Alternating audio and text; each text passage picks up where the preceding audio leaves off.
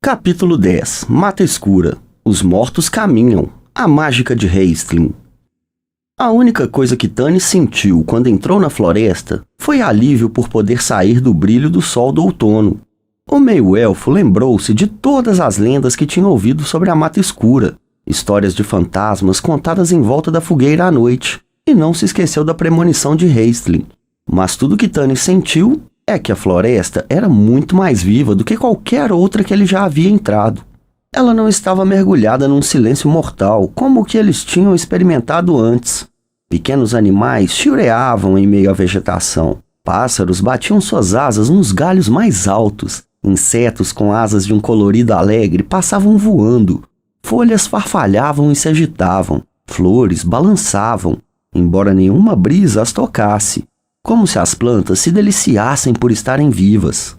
Todos os companheiros entraram na floresta com as mãos em suas armas, em guarda, alertas e desconfiados. Depois de algum tempo tentando evitar até mesmo que as folhas secas fossem esmagadas, Taz disse que aquilo parecia um tanto tolo, e eles relaxaram. Todos, exceto Raistlin. Eles caminharam umas 2 horas, viajando num passo tranquilo, mas rápido, por uma trilha plana e limpa. As sombras se alongavam à medida que o sol baixava. Tannis se sentiu em paz nessa floresta. Ele não tinha medo algum de que as horríveis criaturas aladas pudessem segui-los até aqui. O mal parecia não estar presente, a menos, como Raistlin disse, que cada um trouxesse seu próprio mal. Tannis olhou para o mago. Raistlin caminhava sozinho, a cabeça curvada. A sombra das árvores da floresta parecia se adensar à volta do jovem mago. Tannis estremeceu e percebeu que o ar estava ficando mais fresco à medida que o sol se escondia abaixo do topo da copa das árvores. Era hora de começar a pensar em acender uma fogueira para passar a noite. Tannis pegou o mapa de Tazlehoff para estudá-lo mais uma vez antes que a luz se fosse. O mapa era de origem élfica e tinha escrito, numa caligrafia fluente, bem no meio da floresta, as palavras Mata Escura. Mas as matas estavam apenas vagamente delineadas, e Tannis não podia ter certeza se as palavras faziam referência a esta floresta ou a outra mais ao sul. Raistlin deve estar errado, Tannis pensou. Esta não pode ser a Mata Escura. Ou, se for, seu mal era apenas produto da imaginação do mago. Eles continuaram a caminhar. Logo veio o crepúsculo. Aquela hora do entardecer, na qual a luz que se extingue faz tudo parecer mais vívido e distinto. Os companheiros já não conseguiam manter o ritmo. Raistlin mancava e sua respiração era composta de uma série de arquejos ofegantes. O rosto de Sturm ficou pálido. O meio-elfo prestes a dizer para eles pararem para passar a noite, quando, como que antevendo seus desejos, a trilha os levou diretamente para uma grande clareira verde. Água limpa nascia do subsolo e pingava sobre rochas lisas, formando um córrego raso. A clareira era coberta por um tapete de grama espessa e convidativa. Árvores altas guardavam as bordas. Assim que eles viram a clareira, a luz do sol se avermelhou. Depois desapareceu, e as sombras enevoadas da noite deslizaram em torno das árvores. Não saiam do trilho, Raistlin salmodiou, quando seus companheiros começaram a entrar na clareira. Tannis suspirou. Raistlin, ele disse pacientemente, nós estamos bem. O caminho está bem à vista, menos de 3 metros de distância. Relaxe. Você precisa descansar. Nós todos precisamos. Olhe. Tannis levantou o mapa. Eu não acho que é a Mata Escura, de acordo com este... Raistlin ignorou o mapa com desdém. O restante dos companheiros ignorou o mago, e saindo fora da trilha, começou a levantar acampamento. Sturm encostou-se em uma árvore, com os olhos fechados de dor, enquanto Caramon olhava para as sombras menores que fugiam, com um olhar de fome. A um sinal de Caramon, Tazlehoff entrou na floresta para buscar lenha para a fogueira. Observando-os, o rosto do mago se retorceu num sorriso sarcástico. Vocês são todos uns tolos. Esta é a Mata Escura, como vocês verão antes da noite terminar. Ele deu de ombros. Mas, como vocês mesmos dizem, eu preciso descansar. No entanto, eu não vou sair da trilha. Raistlin sentou-se na trilha, com o cajado ao seu lado. Caramon ficou vermelho de vergonha quando viu os outros trocando olhares divertidos. Ah, Raist, o homenzarrão disse, junte-se a nós. Taz foi buscar lenha. e talvez eu consiga pegar um coelho. Não atire em nada. Na verdade, Raistlin disse isso pouco mais alto que um sussurro, fazendo todos começarem a dizer: Não incomoda em nada na mata escura, nem planta, nem árvore, nem pássaro, nem animal. Eu concordo com Raistlin, Tanis disse. Nós temos que passar a noite aqui, e eu não quero matar nenhum animal nessa floresta se nós não precisarmos. Elfos nunca querem matar, e ponto final, Flint disse rabugento. O mágico fica nos assustando e você nos fazendo passar fome. Bem, se alguma coisa nos atacar essa noite, eu espero que ela seja comestível. Você e eu, anão. Caramon deu um grande suspiro, foi até o riacho e começou a amenizar sua fome, bloqueando o curso da água, fazendo-o transbordar. Taslerhoff voltou com a lenha. Eu não cortei, ele assegurou a Raistlin, eu só apanhei. Mas nem Vendaval conseguia fazer a madeira pegar fogo. A madeira está molhada, ele disse por fim e jogou o isqueiro de volta na mochila. Nós precisamos de luz, Flint disse inquieto, enquanto as sombras iam ficando cada vez mais espessas. Os sons da mata, que tinham sido inocentes durante o dia, agora pareciam sinistros e ameaçadores. Tenho certeza de que vocês não têm medo de histórias de crianças, Raistlin disse com sua voz sibilante. Não, retrucou o anão. Eu só quero ter certeza que o Kender não vai vasculhar minha mochila no escuro.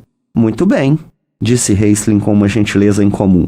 Ele pronunciou a palavra de comando. Sherak! Uma pálida luz branca começou a brilhar no cristal que havia na ponta do cajado do mágico.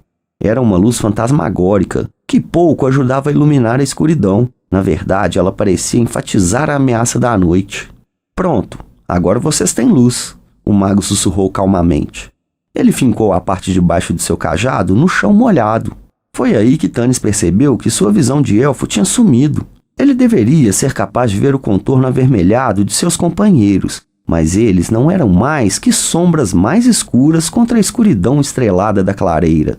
O meio-elfo não disse nada para os outros, mas a sensação de tranquilidade que ele tinha sentido até aquele momento foi espantada por uma farpa de medo. Eu fico com o primeiro turno de vigia, Sturm ofereceu com firmeza. Eu não deveria dormir com este ferimento na cabeça. Uma vez eu conheci um homem que dormiu e nunca mais acordou. Nós vamos ficar de vigia em duplas, Tanis disse. Eu farei o primeiro turno com você. Os outros abriram as mochilas e começaram a fazer suas camas na grama, exceto Raistlin. Ele continuou sentado na trilha. A luz de seu cajado brilhava de encontro ao capuz que cobria sua cabeça curvada. Sturm acomodou-se embaixo de uma árvore. Tanis foi até o riacho e bebeu com gosto. De repente, ele ouviu um grito sufocado atrás de si. Ele sacou a espada e ficou em pé, tudo num único gesto. Os outros tinham sacado as armas. Somente Raistlin continuava sentado sem se mover. Guardem suas espadas, ele disse. Elas não vão lhe ajudar em nada. Somente uma arma mágica poderosa seria capaz de feri-los. Um exército de guerreiros os cercou. Só isso já seria o suficiente para gelar o sangue de qualquer um. Mas os companheiros sabiam lidar com isso. O que eles não sabiam lidar era com o terror que tomou conta deles e entorpeceu seus sentidos. Todos eles se lembravam do imprudente comentário de Caramon. Eu lutarei com os vivos qualquer que seja o dia da semana, mas não lutarei com os mortos.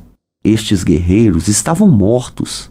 Nada mais do que uma luz frágil e fulgar delineava seus corpos.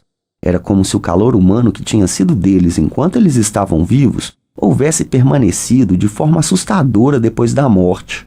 A carne decomposta já havia desaparecido, deixando para trás a imagem do corpo lembrada pela alma.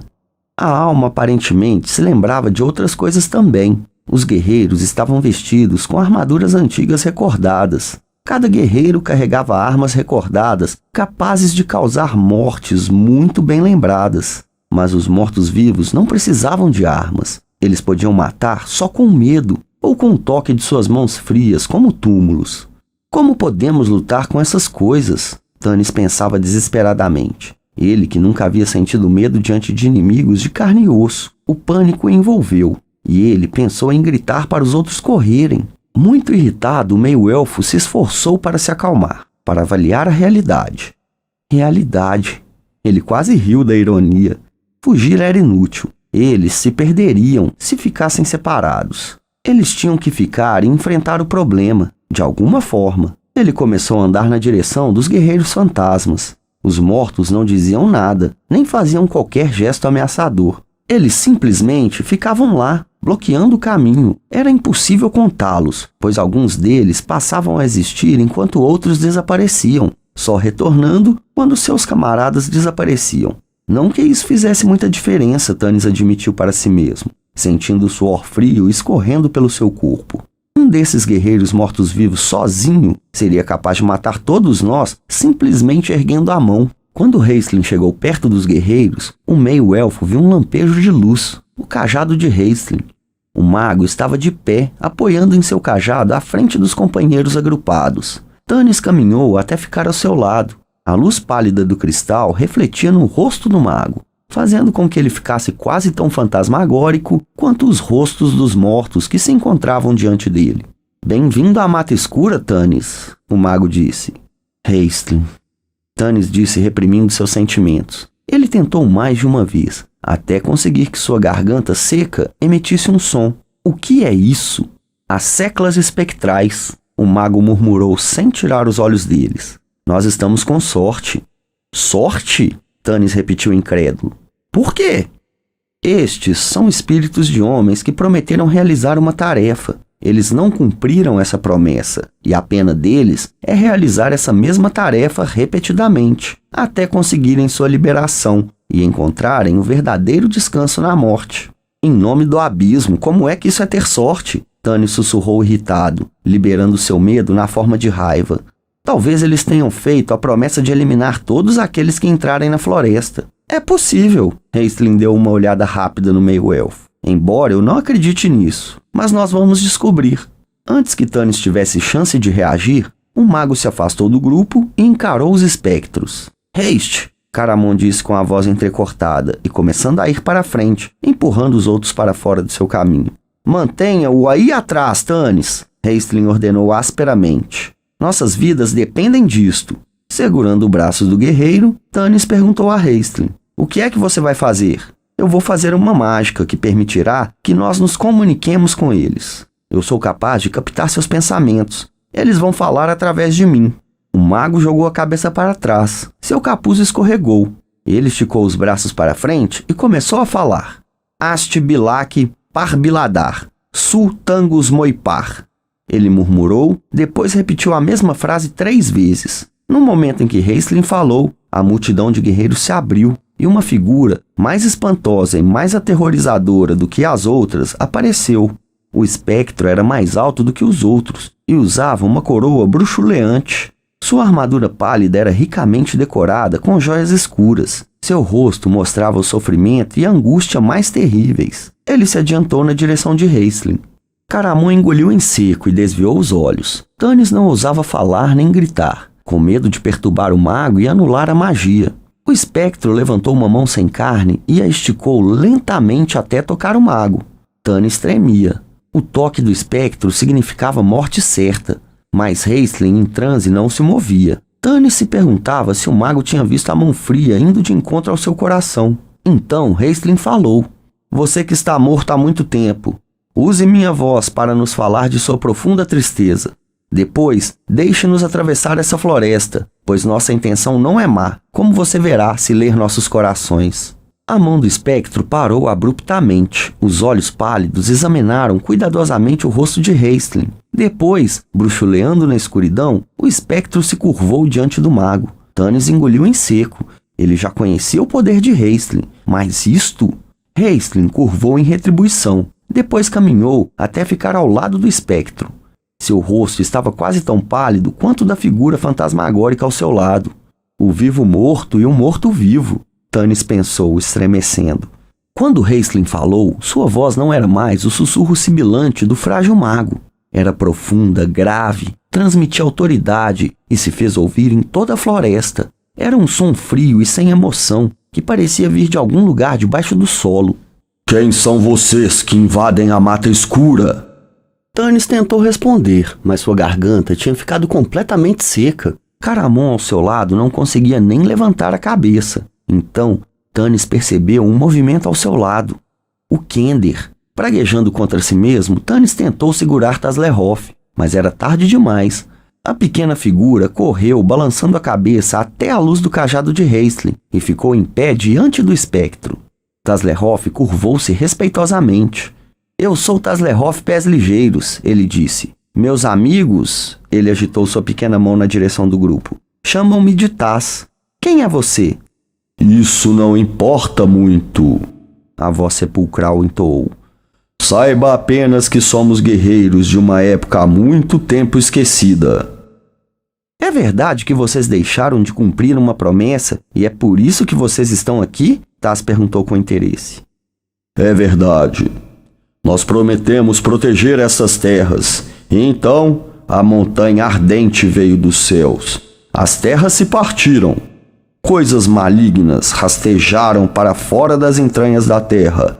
E nós largamos nossas espadas e fugimos aterrorizados até sermos alcançados pela morte. Nós fomos convocados para cumprir nossa promessa, já que mais uma vez o mal ronda essas terras. E aqui permaneceremos até o mal ser afastado e o equilíbrio novamente restaurado.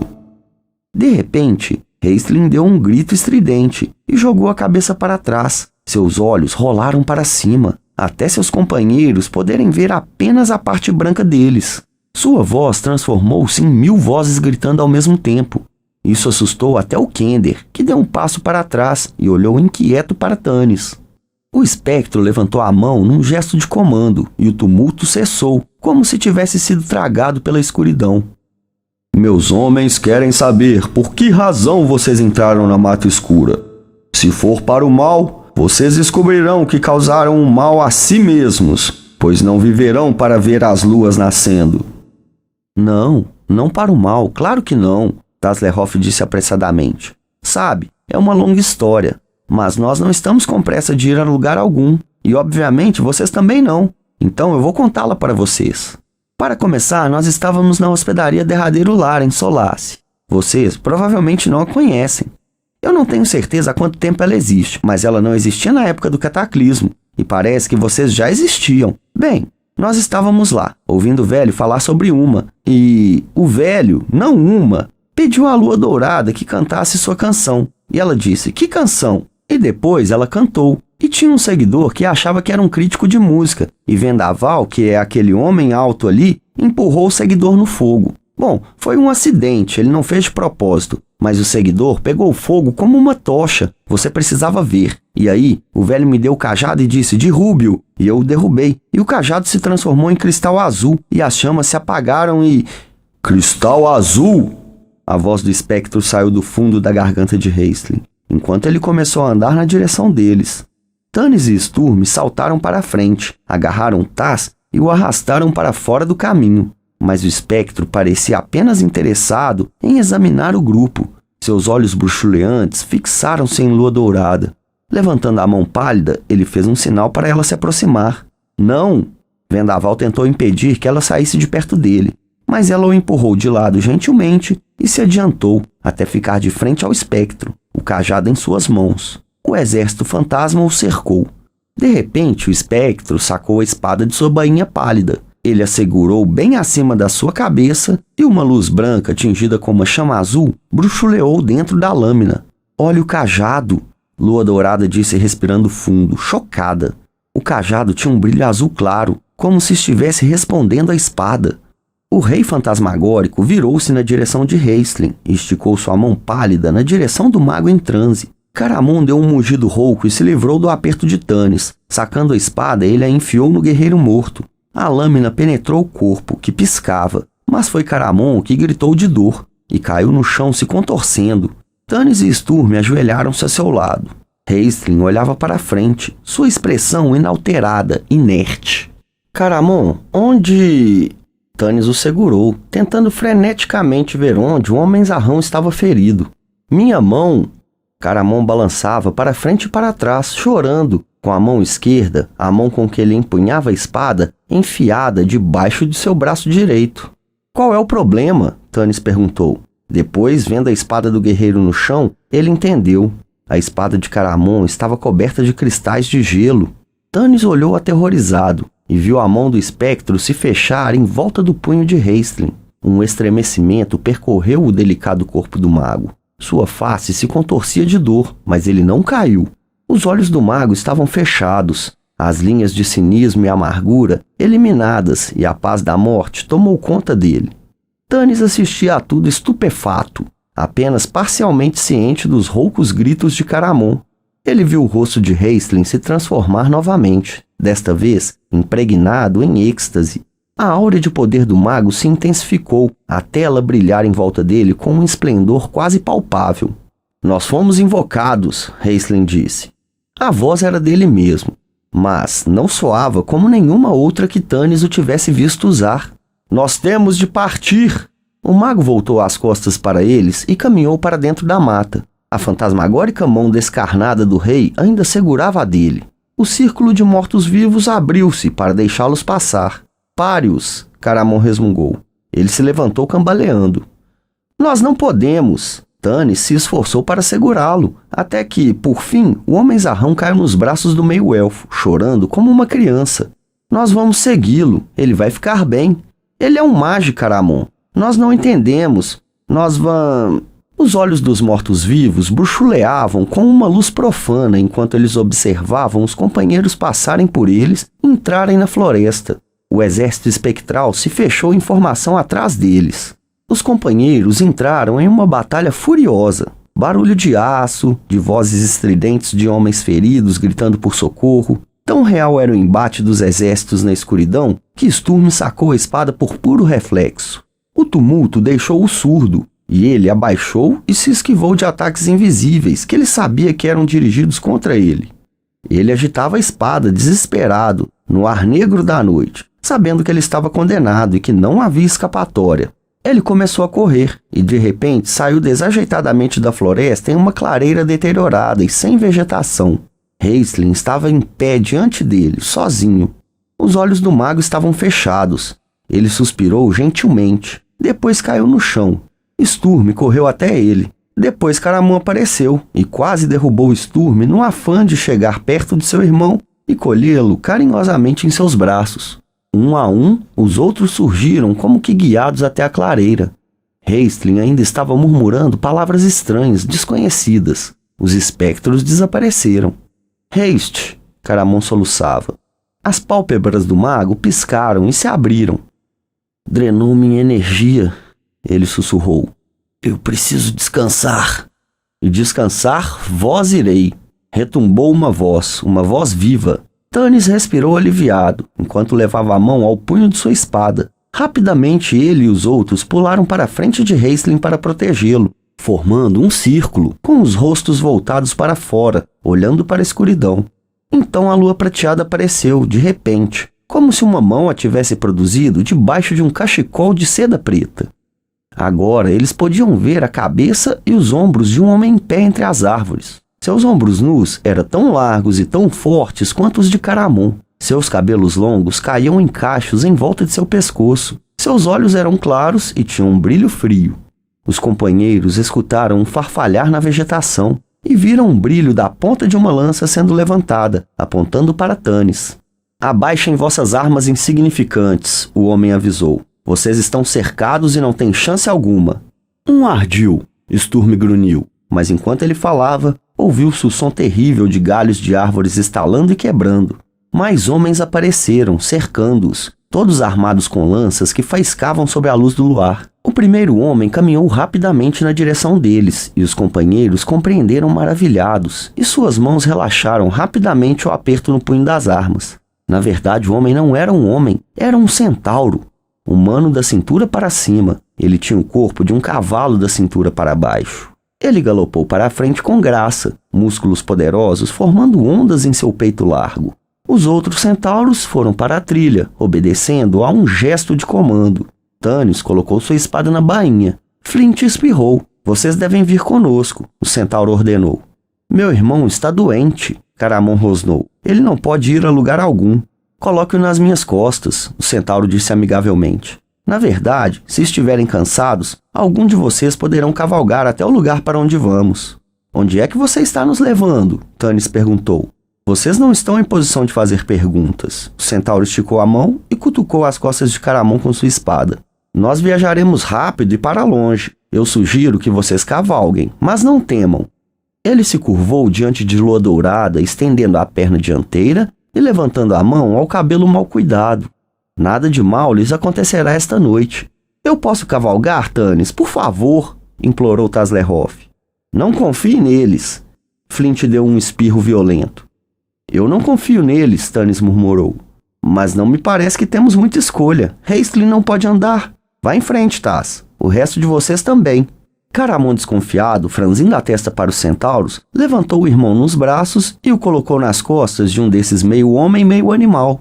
Hastling curvou-se para a frente, fraco. Monte, o centauro disse para Caramon. Eu consigo carregar o peso de vocês dois. Seu irmão precisará de vosso apoio, pois nós cavalgaremos rápido hoje à noite. Vermelho de vergonha, o grande guerreiro subiu com dificuldade nas largas costas do centauro. Suas pernas enormes balançavam, quase tocando o chão. Ele colocou um braço em volta de Hastling quando o centauro começou a galopar na estrada. Taslehoff, rindo de entusiasmo, saltou sobre as costas de um centauro e escorregou do outro lado, caindo na lama. Sturm, suspirando, levantou o Kender e o colocou nas costas do centauro. Depois, antes que Flint pudesse protestar, o cavaleiro levantou o anão e colocou-o atrás de Taz. Flint tentou falar, mas só conseguiu espirrar enquanto o centauro se afastava. Tanis cavalgou com o primeiro centauro, que parecia ser o líder. Onde você está nos levando? Tanis perguntou novamente. Ao Senhor da Floresta, o centauro respondeu. O Senhor da Floresta? Tanis repetiu. Quem é ele? Ele é como vocês? Ela é o Senhor da Floresta, o centauro respondeu, e começou a galopar trilha fora. Tanis começou a fazer uma outra pergunta, mas o passo apressado do centauro jogou-o para cima, e ele quase mordeu a língua quando caiu novamente sobre as costas do centauro. Sentindo que começava a escorregar para trás quando o centauro começou a galopar cada vez mais rápido, Tanis jogou os braços em volta do seu largo torso. Não, você não precisa me dividir em dois. O centauro deu uma olhada para trás. Seus olhos brilhavam sob a luz do luar. É meu dever não deixar que você caia. Relaxe. Coloque suas mãos em minhas ancas para poder se equilibrar. Isso, assim. Segure com as pernas.